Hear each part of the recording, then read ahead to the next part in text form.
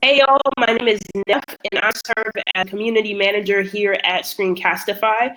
I am so blessed to be joined by Heather Esposito tonight, who is going to lead a pretty awesome webinar on how to use screencasting to improve reading fluency. Throughout the webinar, you'll actually see the chat box over to the right, and there you can put any sort of questions that you might have, and either myself or Heather will do everything that we can to make sure that they are getting answered. Throughout the webinar, please feel free to tweet, let people know about all the amazing things that we're talking about here. We are always free and welcome to allow more folks to come in and join us. So I'm going to go ahead and turn it over to Heather and allow her to work her magic. Okay, hi, thanks, Neff. I'm so excited to be a part of this, be asked to share everything that I have done with the support and excitement of my students this year. I'm an English teacher. I teach high school 11th grade English in Cherry Hill School District, Cherry Hill West. I teach 11th grade, and I've been teaching for, this will be 20 years next year. I'm also a certified reading specialist in the state of New Jersey. I do a lot with educational technology in my district. A champion for student voice. I work as part of the Qualia Institute with PLC coordinators, and I'm also involved with two of my very close friends on action research related to student voice. But it's my reading specialist background and what I have been inspired by starting back in 2013 when I learned about the significance of reading fluency beyond elementary and even the middle school grades and how it can impact readers who struggle with comprehension, even silent comprehension at the high school level. And since I teach what you would consider struggling readers, I found that it was something that I could really jump into and find ways to support my students. And with tools like Screencastify, marrying them with strategy instruction just seemed like the perfect fit. So I'm really, really excited to share what my students have accomplished this year, and most importantly, sharing how research-based strategy instruction married with 21st century tools that can help our students become ready and able to go beyond in the future means pretty much everything to me. It's what I stand behind. So Neff, do you want to start with the slideshow, or should we wait a couple minutes? I see a lot of people joining. Yeah, we can allow some folks to kind of introduce themselves. Alicia over here, or Alicia. I hope. Hi, Alicia. But yeah, I know Alicia very well. Yeah. So you know, everything that you're going to see today, again, can be applied to. It's specifically for middle and high school, but the strategies are also strategies that are tried and true at the elementary level. But what's different about this is that, you know, fluency has a home at the high school, and screencasting is something that I've been doing to support teachers in my district in flipping their classrooms and finding new and innovative ways for students and even teachers to present. And so taking a tool like this and finding a way for it to enhance strategies that have been advocated for years. I'm such a geek, but I read a lot of research, and I follow Tim Rzyncki, and I can't say enough about the big mega book of Fluency and how inspiring it is to take into my classroom.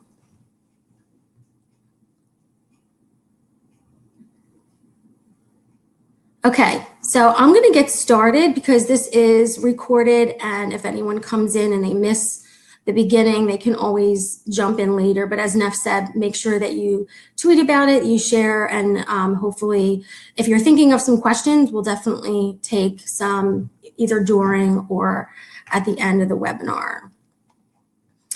So again, this is a little bit about me. I'm also really super stoked. In less than a month, I'm going to be sharing this at ISTE.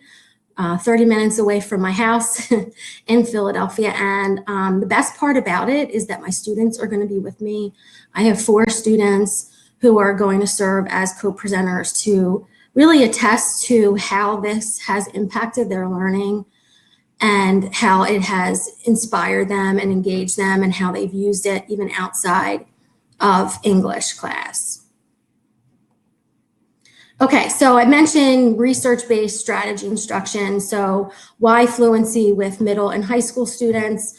And I just want to share a little bit, because I think if I get on here and espouse for all this without showing the research and the significance of this, it kind of falls flat. So one thing that I think a lot of people don't know about, or that gets undersold in reading instruction, is prosody, which is the ability to read with expression, volume, pitch, and phrasing, and that it enhances the meaning. And think about it. When you were a kid or when you were in school, whether it was a parent or a friend, and you listened to that adult read to you, it helped you make meaning because they were constructing meaning through their prosodic reading of the text.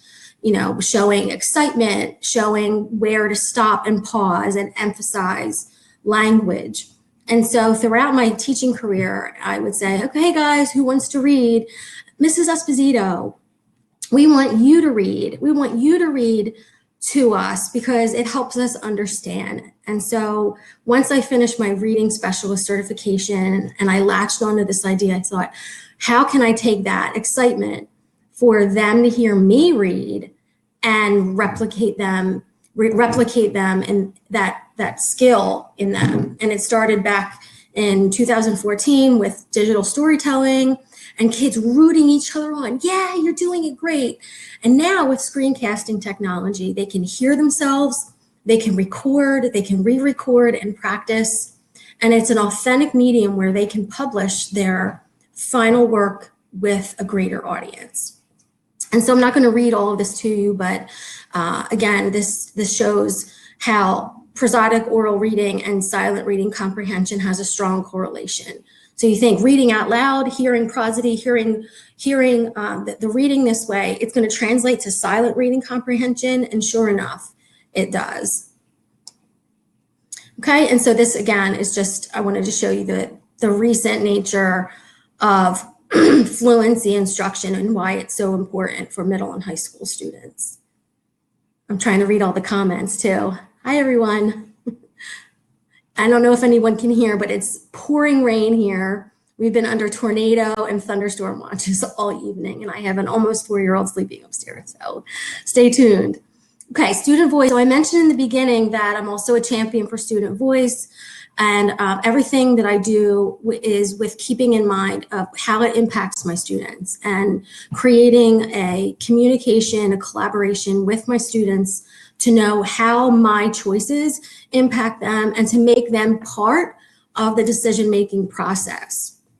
So I think the most important thing is to see how the students have responded. And these are just a few of the quotes. I survey my students regularly. So I do both formal and informal surveying and discussion with my students anytime I integrate a new technology or a new technique to see how it impacts them. They're juniors in high school and I want them to have a voice. So just saying, you know, I like Screencastify because I like to be able to observe what I'm doing in the form of recording. I like Screencastify because you get to see the emotion in our face. And oftentimes I give kids a choice if they want to have their face in it or not. And a lot of kids start off without their face and then they gradually add it in. I've had two of the girls who are presenting with me at ISTE are like, we just want to be recorded. We want to be on screen. And they did this whole reader's theater where it was just them. And I've had some students be reluctant at first, and I give them a choice. I'm like, try now, try later. And everyone has come around, and I've seen some amazing, amazing growth as a result, especially in confidence, not just in reading. You're roasting there? I wish. Actually, it was 90 degrees here before it started raining, and the temperatures are probably going to go down.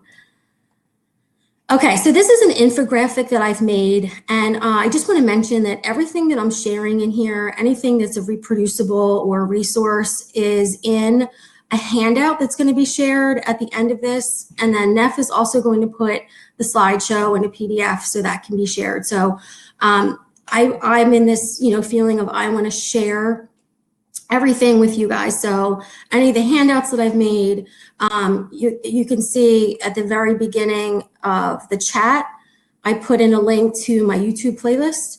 So any of the videos that you see embedded in here that I might not be able to play, you can go and then watch so you can see some of the modeling techniques and some of the things that I've done video-wise for my students. So this infographic takes the strategy instruction of modeling, assisted reading, paired reading, repeated reading, wide reading, and feedback. And I'm going to focus on the first 5 within this. I made this infographic based off of all of the learning and all of the observation that I've done over the last several years. Okay, so if you look on the left in the blue, these are the strategies. These are the strategies related to reading fluency. And on the right in orange are the actual activities that correspond that I have done with Screencastify. So I'm just going to go over them and kind of give you some of the highlights and think of questions. If you have questions that you want to ask to know a little bit more about each of these strategies and each of these activities, then jot them down in the chat and then I can expand on them. And a lot of these, again, you'll be able to see examples of in the handout. Before I get to that, these are some other survey results. The 4 C's, I asked my students after we've used Screencastify for a while about how they think Screencastify helps them improve in creativity, communication, critical thinking, collaboration. And I was so excited to see that they chose creativity because I feel that so often in education today, students often feel stifled in their creativity, and that my junior students in English class, required course, felt that Screencastify helped them embrace their creative sides. And about 80% of them at the time when I asked this back in February felt that Screencastify makes learning the material in class more interesting and engaging. And we all know, adolescent readers, they need every little thing we can give them engagement-wise to encourage them to read. And that's, Screencastify has a place in that. Proved to me it was something that I wanted to follow through on continuously. Okay, so we started the year with read alouds and modeling. So again, I talked in the beginning about how important it is for students to hear fluent readers read with prosody. And so you can do that in class live, and I still do it all the time, but to record it and share that with students as a place where they can hear it again and again before an activity. So this was back in September, and I did a couple different renditions of this, but as a way to introduce our theme of the American Dream, I read to them a model reading of the new Colossus. And I read it 2 ways. I read it pretty dry, monotone, and then I asked them to listen to how I changed it. And I read it with more prosody and reflecting the meaning and the emotion and the tone and the mood. And we had this amazing discussion as a result. Likewise, they in turn had to analyze a poem related to the American Dream and do the same thing. And so this kind of set us on our way for both modeling and then guided practice and then using screencasting technology to refine. So here I'm emphasizing modeling, but the activity involved paired reading because I let them partner up, repeated reading because they could listen to themselves, listen to it back, and then decide if they wanted to scrap it and start all over again. And then finally they could publish it for their classmates to hear, which again, when you can do something and make it authentic like that, it just heightens the experience for them. Poetry for 2 voices. Again, this is an activity that can be done elementary, middle school, high school. It's so fun. And in addition to the fluent reading here that's important, we were focusing on character. And so this is when we were reading The Great Gatsby, and they had to pick 2 characters and create different lines that they would read separately and lines that they would read together. And they would have to practice how to read those lines for meaning. So I did a model here with Biff and Willie Loman from Death of a Salesman. And then students had to actually find a scene from The Great Gatsby, and they had to create different lines that the characters were going to read. So this is having them take a text that they truly need to understand. They are rewriting 4 characters, and then put it again into a poem that they're reading with meaning.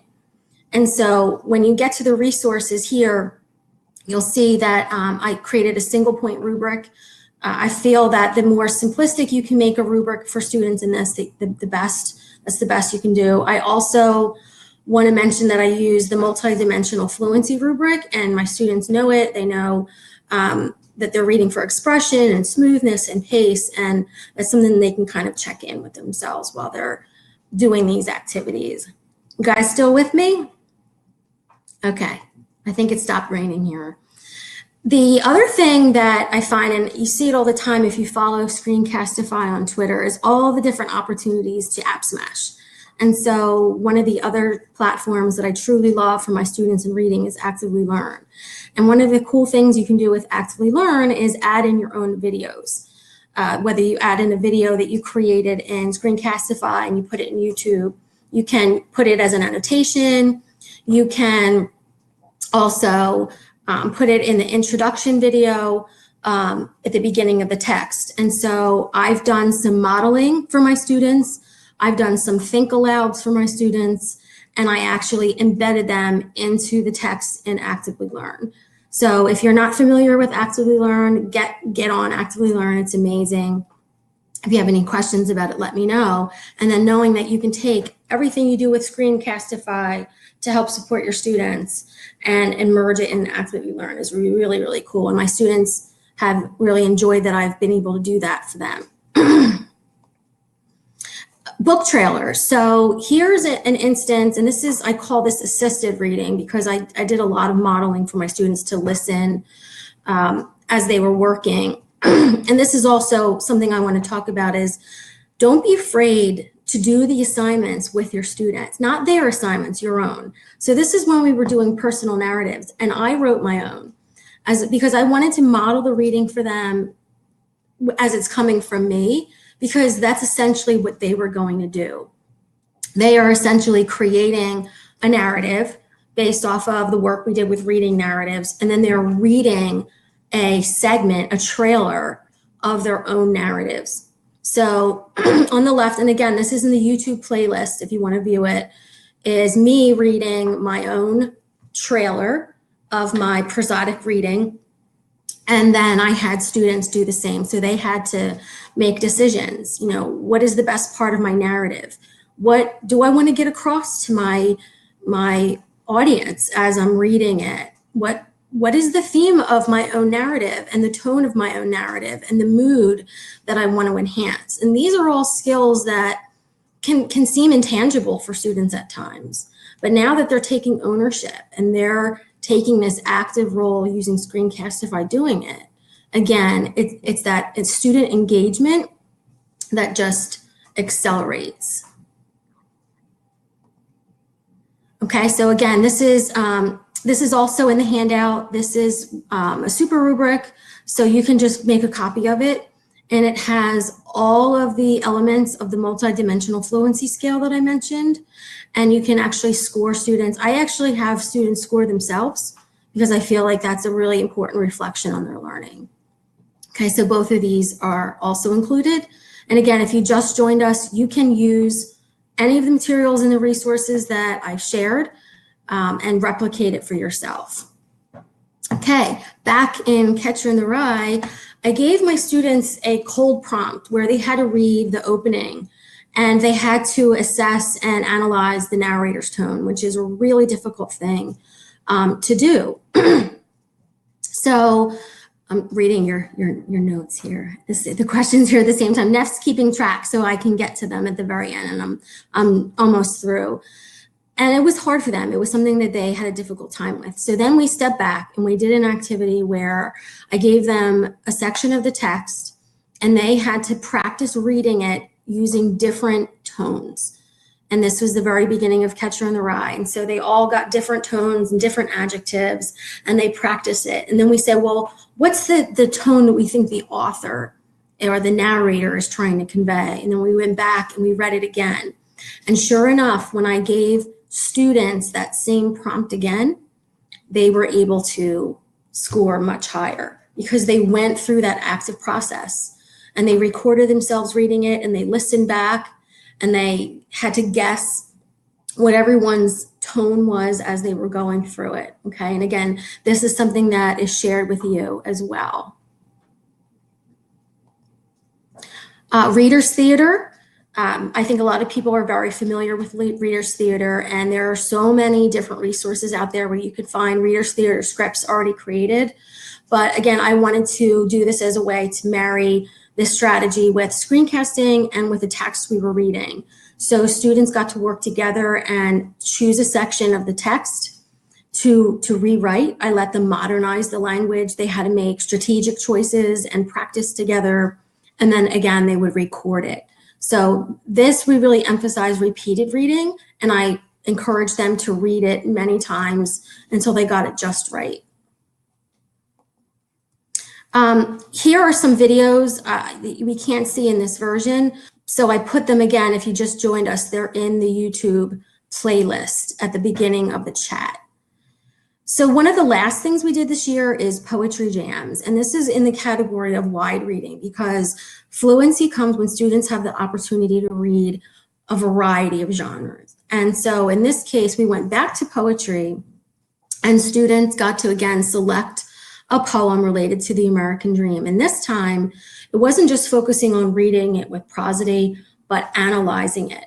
And so they had to read and reread and practice, and then include their synopsis and their analysis. So this really encouraged them to take ownership, to practice all of those thematic, analytic activities that we did all year, and to synthesize it together. And so it helped them practice and helped them present and gain confidence. And then you can see here, we made this big, giant Google slide where everyone got to put their poetry jam. And we were jamming. We listened to all of them. We had a celebration of their poetry jams, and it was pretty cool. Fluency Tutor is from Text Help, is something that I used. I dabbled in a little bit throughout this process. I wanted to make sure that I was really kind of getting a sense of where students started and where students ended. And so you can check reading fluency the old-fashioned way, but with Text Help by Fluency Tutor, I was able to have students record themselves reading fluently in the beginning of the year and compare it to the end of the year. And I'm still going through this process right now, but I felt that it was important to try this piece of technology to make sure that I was actually tracking progress with my students. So I'm not going to go into it too much right now because I'm still in the process of going through their assessment data. But if you want to check fluency and use technology to help you with this, I highly recommend it. These are some resources. I mentioned in the beginning, the mega book of fluency is the end all to be all. Tim Rosinski and Melissa Cheeseman-Smith, two of my heroes. This book has everything you could need to get started with fluency. It's heavy on the elementary and middle school, but I adapted many of the middle school techniques with my high school students. And a lot of the ways that I did that was by kind of connecting it to the modern and contemporary literature that we read. Here are my students in action. Couldn't wait to get to this part. There they are. I don't know why they like doing it in the hallway, but they do. They go out in the hallway, they find a place where they feel comfortable. My supervisor can attest, though, that they can all do it in the classroom and they don't get irritated or distracted. So if you're afraid of doing screencasting with all of the kids in the same room, it definitely works. There she is. Yes, they really can. Okay, some more videos. And then I just wanted to mention, if you're not digging the fluency stuff, there's so much you can do in literacy and humanities classes. So these are some other ways that we've used screencasting this year. I turned all of my vocabulary reviews into videos, step-by-step directions, going through a process. Both you can do it and you can ask students to do that. Think alouds while reading, digital choice board. So my students right now are finishing an independent reading project, and one of their choices is that they can record themselves reading their favorite passage fluently with Screencastify. Student recorded analysis, modeling process, went through double entry notes the first time with students using Screencastify. So that's just a few, but the list keeps on growing. And so that is the end of my official presentation. I was trying to keep it under 30 minutes, and I did that, so I have 5 minutes to spare for any questions. And again, if you just joined, at the tippy top of the message board is a link to a playlist that I'm building with a lot of the videos that I didn't play within the slideshow itself. So I'm going to turn it back to Neff to see if you want to highlight any questions or ask me any questions. Yeah, so excellent presentation. Thank you so much. Yeah. I get so excited to talk about it. So Bernadine had a question that I attempted to answer. So her question was about whether or not you could create book trailers on Imovie. So I'm not sure if you use Actively Learn and you feel like that is better than iMovie, but could you kind of like go into that about why you might use that platform instead of others? The reason why I use it with Actively Learn, so Actively Learn has tons, hundreds and hundreds of texts already preloaded, and many of them have questions and everything added, but the coolest thing about it is that you can modify it, and you can modify it by adding text annotations, links, and you can add videos. So I've taken most of my Screencastify videos and exported them to YouTube, which then makes it easy for me to link into the text, to link into the directions. So I'll do think alouds, I'll do model reading. I actually read like the first page of The Great Gatsby to them so that they could listen as they are reading digitally. So we don't want to take for granted that our students are good at reading on the computer. So adding that scaffold then help them with that practice. Makes a ton of sense. So I see another question here from Allison. So Allison says, have you noticed an impact on your EL students? So those folks that are learning English as a second language, can you just like kind of talk about that, about their participation using Screencastify? Yes, absolutely. So I'm thinking of a couple students right now, and I have one student who's an L who moved here about 2 years ago, and he has latched onto this. He uses Screencastify in like all of his classes. He even asks me sometimes, can I go out in the hallway and record this presentation for another class?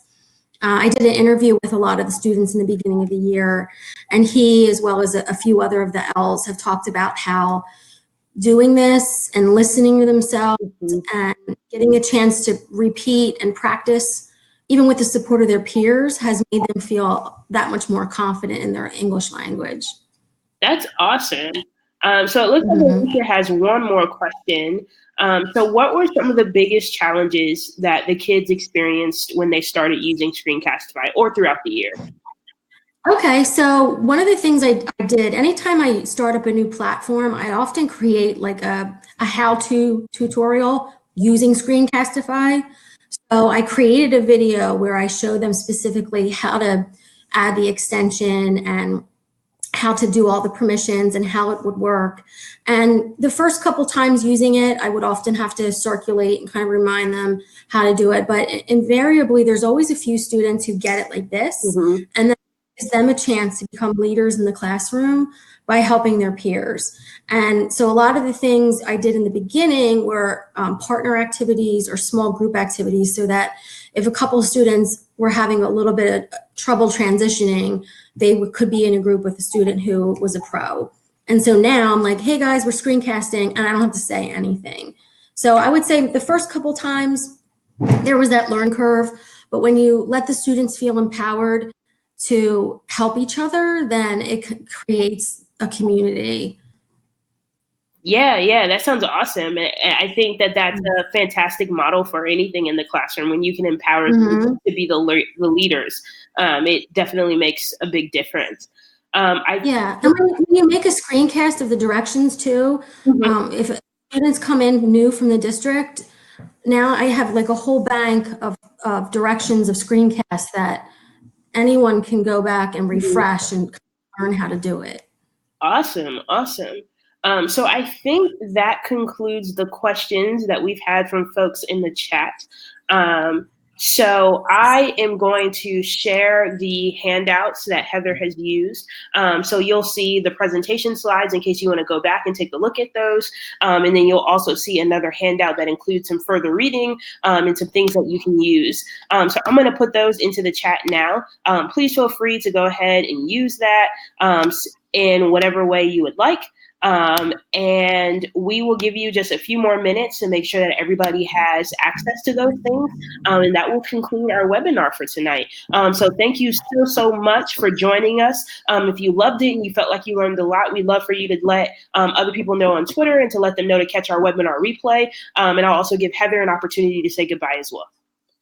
Thank you guys so much. And again, I want to thank Neff for working with me from when this was an idea back last summer. And Neff will finally meet in person in Philly in less than a month from now.